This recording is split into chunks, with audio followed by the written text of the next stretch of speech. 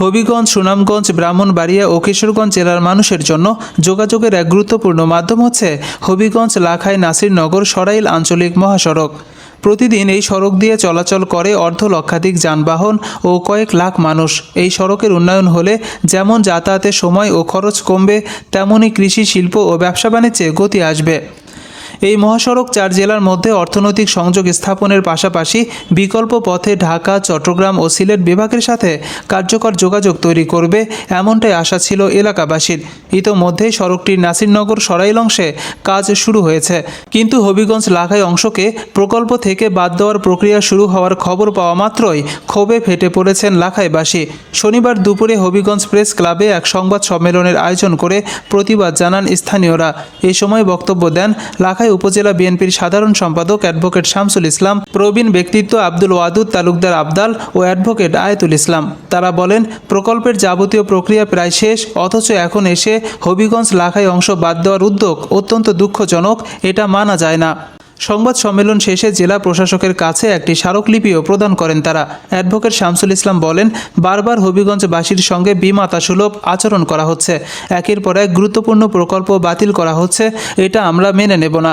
বক্তারা হুঁশিয়ারি উচ্চারণ করে বলেন, হবিগঞ্জ লাখাই অংশ যদি প্রকল্প থেকে বাদ দেওয়া হয় তবে এলাকাবাসী তীব্র আন্দোলন করে তুলবে। প্রয়োজনে ঢাকা সিলেট মহাসড়ক ও রেলপথ অবরোধেও যেতে হবে। এই রাস্তাটা যদি হয়, যেমন আমাদের স্বাস্থ্যগঞ্জের যে রাস্তা আছে ওটার মধ্যে বিভিন্ন চতুর্দিক দিয়ে এখন বিভিন্ন শিল্প কারখানা হয়েছে, অনেক প্রকার কর্মসংস্থান হয়েছে।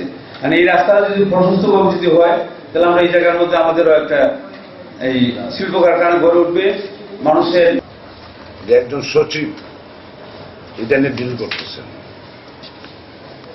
উনি তদন্ত পাঠাইছেন এবং জীব বৈচিত্র্যের ক্ষতি হয় বলে তারা এই আমাদের অংশটাকে বাদ দিয়ে নাসিরনগর অংশটাকে তারা বাইচা নিয়েছে।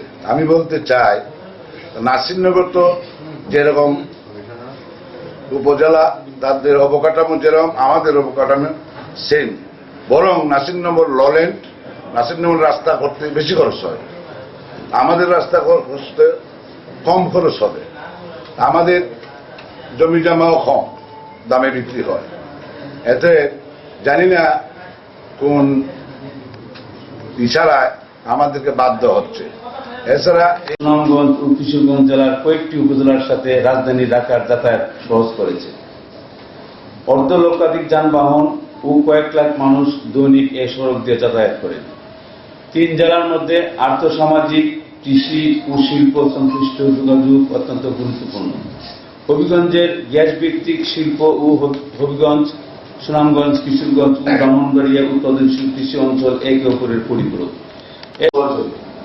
স্থানীয় জনগণের ভ্রমণ ব্যয় ও সময় সাশ্রয় হবে এবং সড়ক নিরাপত্তা বৃদ্ধি পাবে।